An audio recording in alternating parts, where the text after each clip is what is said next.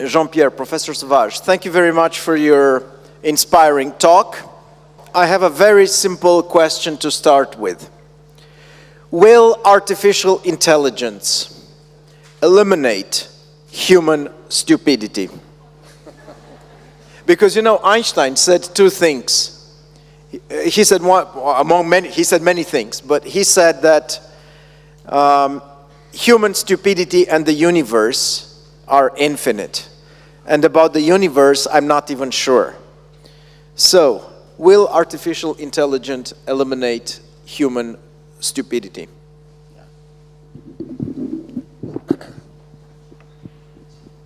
So,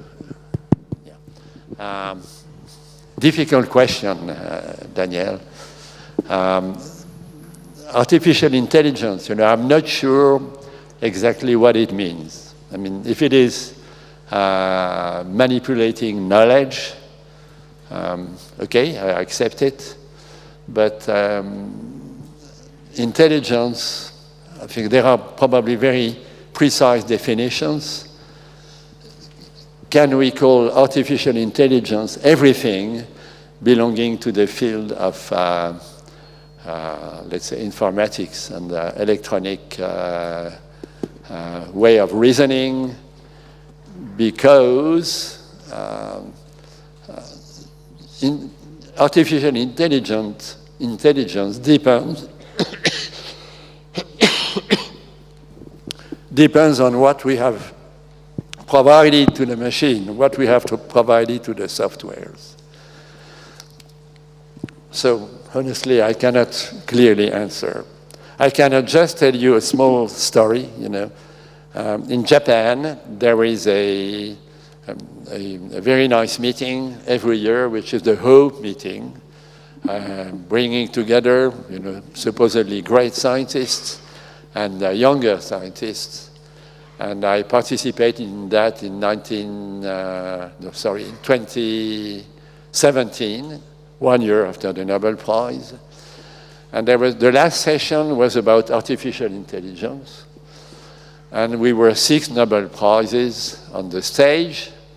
And the journalist, you know, who was very good and very professional, asked us, so do you believe that one day the Nobel Prize will be given to artificial intelligence? And we had to vote. So we couldn't say, I don't know, contrary to what I'm doing now. We couldn't say, I don't know. And so there was a vote, and there were 3 Nobel laureates thinking that, yes, one day the Nobel Prize will go to artificial intelligence, and 3 others who were totally disagreeing. So today, if I have to give my personal opinion, I think, yes, I would say that artificial intelligence will receive a Nobel Prize one day. Thank you. The next question that I would like to ask is the following. If you had not been a chemist, if you had not been a scientist, what else do you think you would have liked to be, you would have been, or you could have been? I must say, since the age of 16 or so, I knew that I wanted to become a scientist and to be involved in mostly in research. But before that, I think I was also very much interested in music. My biological father was at its time, a well-recognized composer and a musician, and that had probably some influence. And I started to learn the piano at the age of 9, and I loved it. But for some reason, we were moving all the time with my family. I could never get, a stable place where I could learn more the piano. So, but music, I was still very much attracted by music.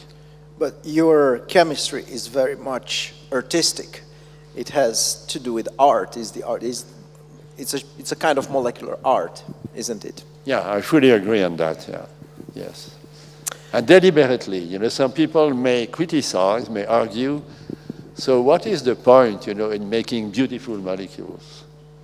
But you are also very concerned, you know, if I look at what you have done yourself, at your work, you know, you have also done very beautiful molecules without any, let's say, any direct connection to applications. But I believe we shouldn't feel guilty, you know. In many aspects in science, when the simple fact that you can do something new is a good enough reason to do it, because many years later, somebody may show up and use that. For example, a very good example is lasers. Yeah. When the laser was first invented, I think nobody ever imagined that you will use laser pointers. Yeah. And also when in construction, if you want something perfectly flat, you use lasers to make that perfectly flat. So would you agree with the statement that in science and discovery, the simple fact that the human mind can imagine and can do something is a good enough reason to do it? Yes, absolutely. Yes. I have another example which is equally surprising. Semiconductors. So do you know when semiconductors were discovered? It was Faraday, you know, a famous electrochemist in the UK in 1830. 1830. You can calculate, you know, how many years, almost centuries, you know, elapsed before applications came out. And they came out with the transistors in 1940 something. So more than a century. The touch screen. Yeah. Was invented in the 70s. Yeah. Yeah, the first examples of the touch screen. Okay, so this brings me to another question, which I think is interesting. Maybe not so interesting for the young generation, but for the scientists in the room. That is financing of research. You cannot do research if you're not well financed. You don't get financing, you cannot buy your molecules, you cannot do serious research. Now, back in the time, long time ago, you would receive finance quite easily. You would write 1 or 2 pages what you want to do, why you want to do it, you'd receive the money, and several years later you will have to tell what you have done with the money. Today, there are 2 phenomena that happen. First is the amount of money, for example, the European money in research is much higher, but at the same time, the administrative burden that comes with that money is much heavier, so that sometimes researchers complain that they have to spend too much time on managing their financing than on actually doing science. A second example, which I gave in the previous conversation, I gave this example also with Jean-Marie when he was here. If Einstein had requested money for the theory of relativity, probably they would have said, no way. So, of course, there's a just balance between administrative tasks and scientific tasks. How would you comment on this new ecosystem of research financing? Yeah, well, it's not a good thing, you know. I remember when we started on catenanes, you know, when I was speaking to some people, some of them were excited, you know, they thought it's a nice project. Some others were not interested at all, you know, and they were thinking that no need of spending money on a project so, you know, far away from the interest of the other scientists.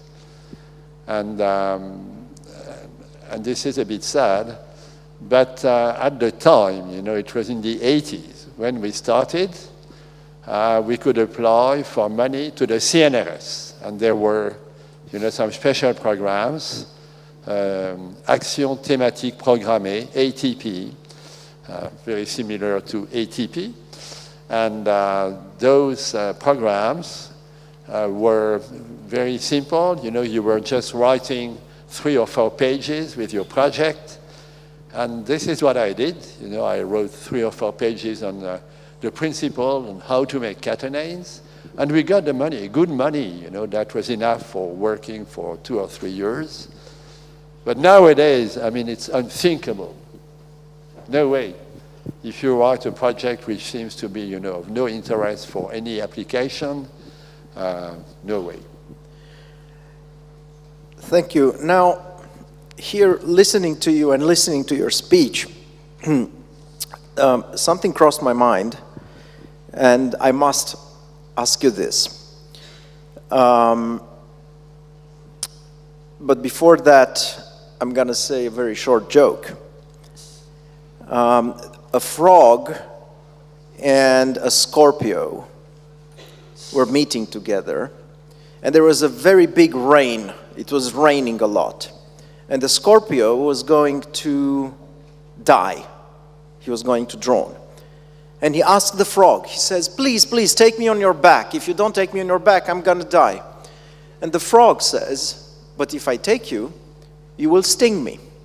No, I promise, I will not sting you. Then the frog takes the Scorpio, and in the middle of the river, the Scorpio stings. And the frog says, why did you sting me? Because now we are both going to die. And the Scorpio said, you know, I'm a Scorpio. So I tried very hard. You know, my reputation in the public domain is that I'm very provocative. And I tried very hard for 2 hours not to be provocative, but I cannot anymore. I must be provocative now. So I have a quite provocative question. Please raise your hands. Vă rog să ridicați mâna cei care sunt la umanioare, care sunt profesori de umanioare. Limbă, literatură, istorie. 2. Tata, tatăl meu. Așa. Deci avem 2 persoane așa. Când vine so there are 2 people from humanistic studies. Yeah. When there's a Nobel laureate on literature, the room is full of scientists that come from physics, chemistry, and so on. Of course, humanities and hard sciences, they go hand in hand. There's no question about that. But if you don't know about Plato, if you don't know about great philosophers, you will be deemed as inculte, unculte. Huh? But if you don't know about how many base pairs of DNA you have in your body, did you know that you have mitochondrial DNA that only comes from your mother? If you don't know these basic things of hard science, well, it's okay, because you know Plato. I don't mean to say that there should be a tension between humanities and hard sciences. But you mentioned in your speech how important it is not to give way to obscurantism, not to give way to conspiration theories, not to give way to this crazy idea to cut nuclear energy. You have massive amounts of people that ask in the streets of Germany to cut nuclear energy. And then they open the coal mines again, which is totally crazy. Sure. So, Jean-Pierre, please, from your experience, from you meeting so many people in so many areas,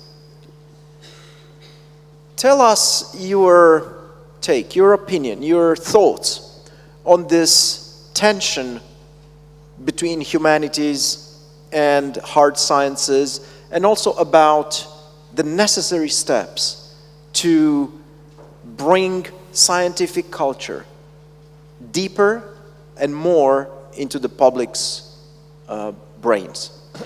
Yeah, thank you, Daniel. It's a political question, no doubt. I can speak for France, if you talk to journalists, there is a small proportion of journalists who have a very high scientific culture. They know a bit of everything, and they can learn very rapidly. And I had many interviews, with such people. This is great. But the vast majority of journalists, those you see on television, those who present the news of the day, in France, they are almost proud of not knowing science at all. Basic facts of science. Yeah, basic. It's not, I mean, nobody's requesting to know the details, but the basic facts of science. But when you say something and they start to smile, and they say, oh yeah, but I'm not a scientist, I'm not interested. Almost in that. proud. Yeah, almost proud. And I'm sure it's not the only country in the world, many people are not interested at all. I would also blame, a system which is that of social networks.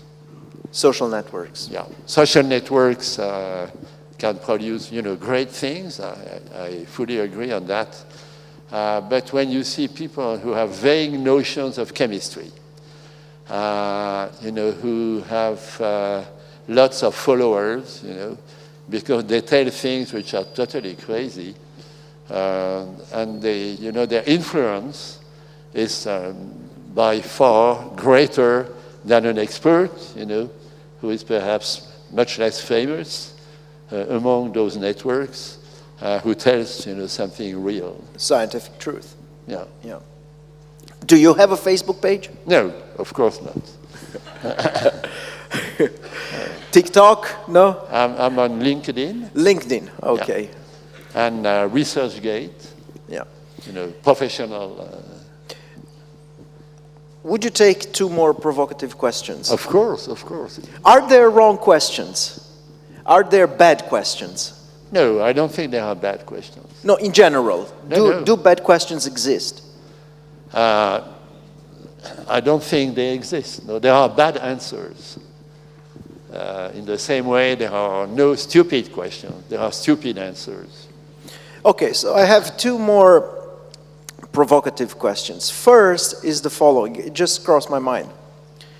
In Strasbourg, we have Place Gutenberg. Yeah. So in 1455, Johannes Gutenberg invented the print, tiparnica. At that time, they started to print Bibles. And then they started to spread literacy. And then started to be printed science, what we knew at the time. So the printed book brought the incredible development of the Western world that followed. Because the Western world at that time was in a state of development when it was looking for material and spiritual progress. In 1990 came the internet, the second biggest intellectual revolution after the printed book. But at this time, the Western society was rich. We were rich. And we started to use internet for having fun, pour du divertissement. And the incredible power of internet is today more used for having fun for Netflix and other kinds of fun, dear kids, rather than for knowledge. When somebody goes on the internet, in general, people go on internet much more for fun than for looking for knowledge. Now we are at the eve of the third big intellectual revolution. Okay. Artificial intelligence. Could we do something that in our societies we produce a societal state of mind so that people spontaneously go and use these fantastic tools for the search of knowledge instead of, it's not bad to have fun, right? Yeah, so, sure. so you understand my question? You understand my point of view? Would you comment on that, Yeah, I please? think I understand your point of view. You spoke of the Bible, and the Bible was dispatched everywhere thanks to the new printing process developed by Gutenberg. But it didn't last forever. After, I don't know, I mean, it's impossible to say, but after a few decades or maybe a century, books, cultural books, literature started to grow and to be dispatched everywhere. And so I'm very optimistic in a way. It will take time, but I think, maybe this is my nature, I'm very optimistic. I believe that, from stupid entertainment or games or whatever on the internet, the people will gradually be more curious and try to dig. I believe Wikipedia is something fantastic, in my opinion. And so I have faith, in evolution and human beings, that they will be more curious than simply confining their activities on, having fun. So you're optimistic about the evolution, yes, of this. Okay, so before taking two questions from the young students in the room, deci o să luăm 2 sau 3 întrebări din partea tinerilor din sală, așa că vă rog frumos câțiva dintre dumneavoastră să vă formulați câteva întrebări. Dar înainte de asta voi mai avea un punct de discuție. Jean-Pierre, this is the last provocative point. But if I may say, this is mind provocation. Of course, it's mind provocation, right? Polite, kind. It's, yes. So, Jean-Pierre, Timișoara, the city where we are in, back in 1989, started what was a true revolution, Sure. changing the criminal communist system. The young students in the room, they did not witness those times. They did not witness Nazism. Even you were a very young boy when Nazism was over. Two big catastrophes of the 20th century. I moved from communist Romania to free France. And one of the first things that shocked me in France was the amount of intellectuals, very, very smart people, that they were not sure if the criminal communist regimes that we experienced in Eastern Europe, were they really that bad? Because people did not experience that, they could not, of course, know until they saw for themselves. But I was always puzzled by the fascination of many French intellectuals, and not the least, Sartre, for example, being one example, with what I call and will always call the criminal communist regimes. To formulate my question in a broader sense is the following.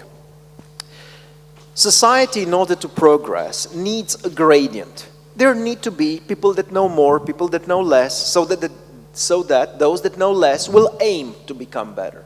There need to be successful people that are rich, others that take them as model and they work hard, they become better to be richer. So gradient is the condition of progress. Too much gradient leads to polarization, and polarization leads to conflict.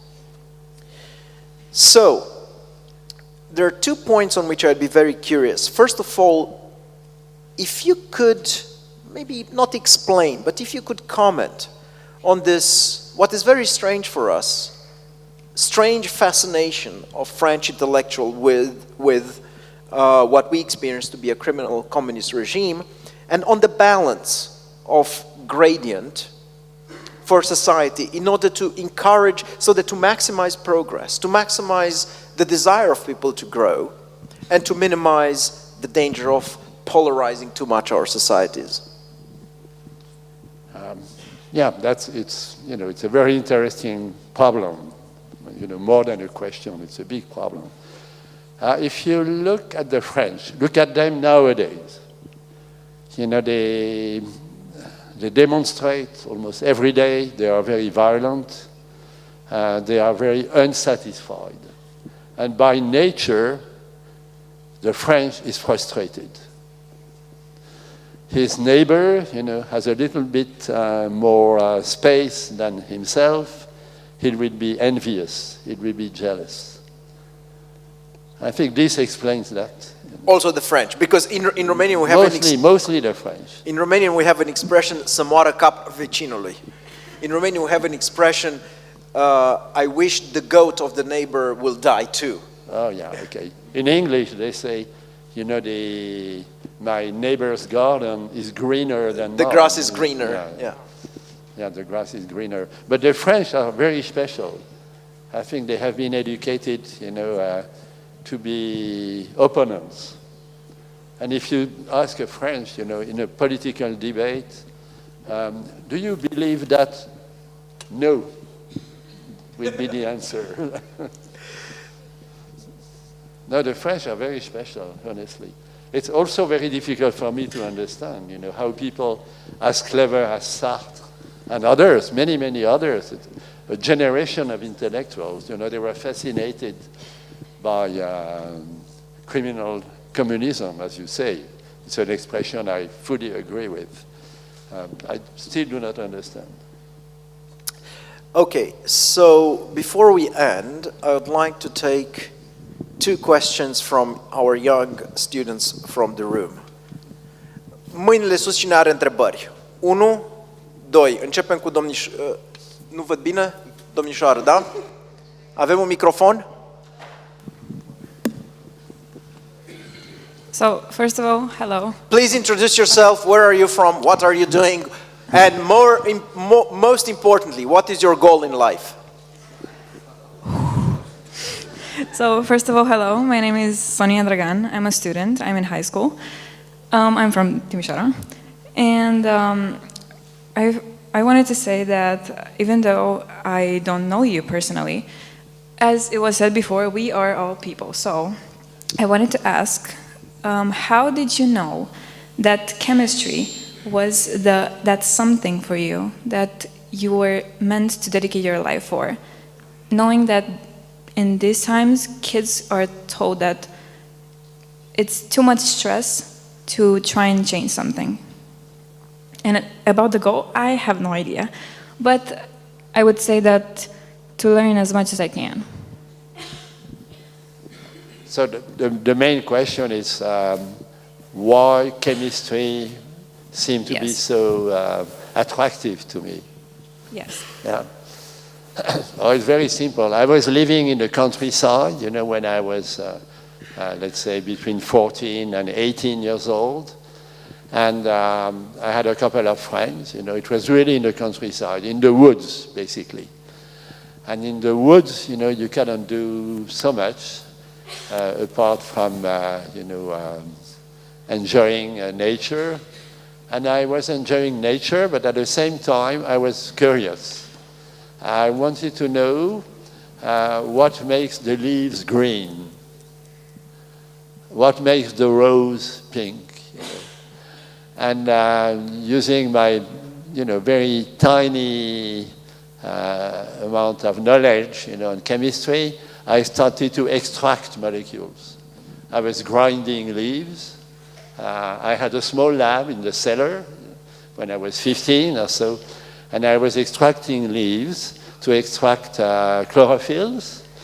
And I succeeded, actually. I could separate various chlorophylls on paper, you know, as chromatography. I mean, I don't know if it speaks to you. And that was very enjoyable, you know, to take things with colors, which you find in your natural surrounding, and try to extract the molecules. Very enjoyable. And I thought, well, that I could try to pursue, you know, to do that more when I grow up. So the reason was curiosity, you say? Yeah.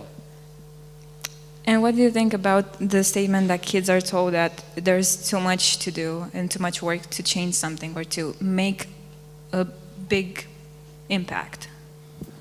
I'm not sure I made a big impact at all, you know. I made, with my group, you know, we worked on trying to first to have the impression that what we are doing is novel, but in terms of impact, again, you know, it could take decades, even more, before important applications come out from the field, you know, in which we have been working or we have initiated in a way. And this is not a problem to us. You know, mankind has still, hopefully, quite a large number of centuries to live, or millenniums, I don't know. And so it's not a big problem if it takes time. Okay, thank you. Thank you. Our generation, Professor Sauvage's generation and my generation, we are used to delayed gratification. Probably when I was young, I also wanted more rapid gratification, yeah, sure. And because life is much faster for you, probably always the younger generation wanted to go faster. And that is also a very good source of progress. That is very welcomed. Okay, there was a second question here. Microphone, please. Yeah, there was someone here. Maybe to the report. Hello. Yeah. Hello.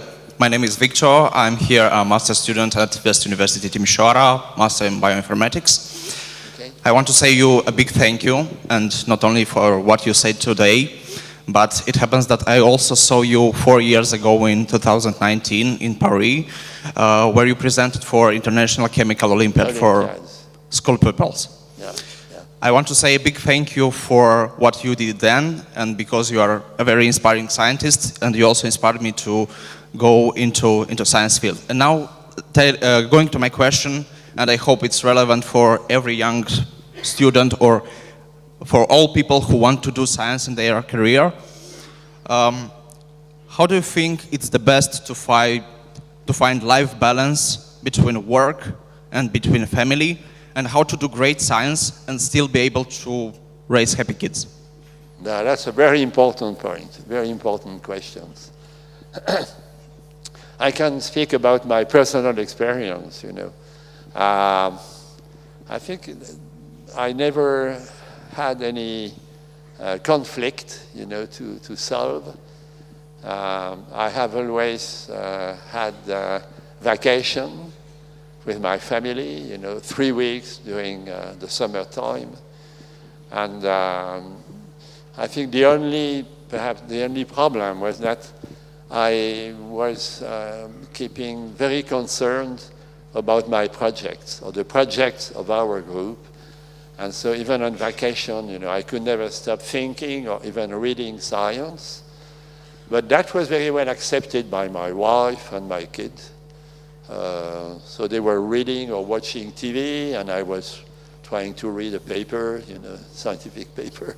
And that was it, but it was very well accepted. Thank you. And maybe also the last one, you said that unfortunately you didn't took any Romanian student for your PhD as a postdoc. I just want, maybe you can give an advice to the students in this room and maybe to all Romanian students. What qualities would you search for in a PhD or postdoctoral student to take him into anything? Which kind of field, you mean, research field? Or? Yeah, maybe which personal skills or what qualities do you search for in people to work with you? Yeah. I think, for the people who are looking for, let's say, a good place, a good university to do studies, I think you have a very good place here.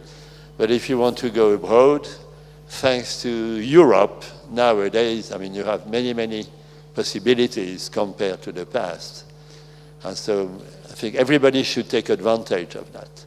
To use Europe, there are networks now, lots of networks, good networks, not toxic social networks, but good networks. And so I believe it's relatively easy for a student from Timișoara University to get an invitation to do something else abroad.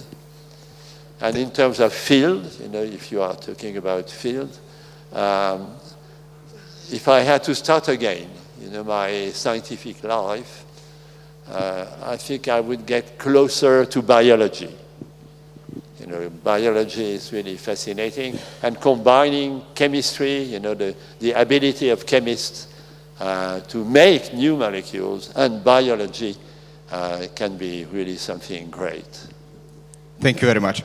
Okay, so is there one more question from a student? No, Yes. Last question.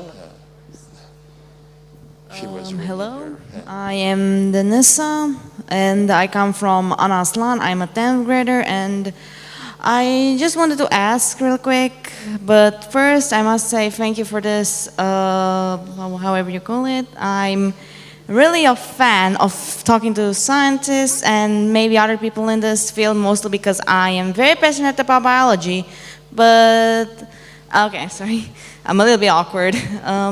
So my main question is, can you sorry, I'm a little bit awkward. So most people usually just discourage you from a thing, mostly because oh, you're too young to do that, or oh, you're not good at something, and the problem comes with maybe you're good at that, but you don't have to listen to people sometimes, do you? And my main question is, can you do something that you want to do without other people influencing you? No way. You are the product of your environment. Yes, I just want to ask a little bit. And also, do you think that anyone could be a very aspiring person, even if they don't come from the best school, they don't come from the best family, or they don't come from a very popular place or family or whatever? Because from what I've seen, a lot of people do say that oh, you must have a very established lifestyle or established reputation to do something, which for me, I don't think it applies to everyone, but I just want to know your comment on that. No doubt. Thank you you. don't need to come from a rich family, nor from a good place. I give you my personal case. So you've seen pictures. I was in North Africa between the age of 4 years old and 8 or 7, and then I moved to the US. I skipped school because I spent 1 year without school. I came back and I was moving all the time. I was not a very good pupil. I was not a very good student either. I became a good student at the age of, let's say, 16 or 17, when my situation got more stable. It stabilized close to Strasbourg, and then I was better. But before, I was, let's say, in the average. Okay, thank you very much. So, unfortunately, it's time to finish, not before inviting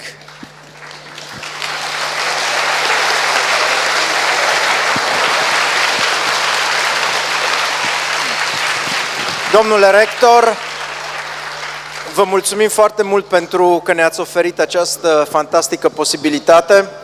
Un cuvânt de final, vă rugăm. Thank you very much, Professor Sauvage. It's a great privilege for us to have you here. Today, you are a member of our academic community.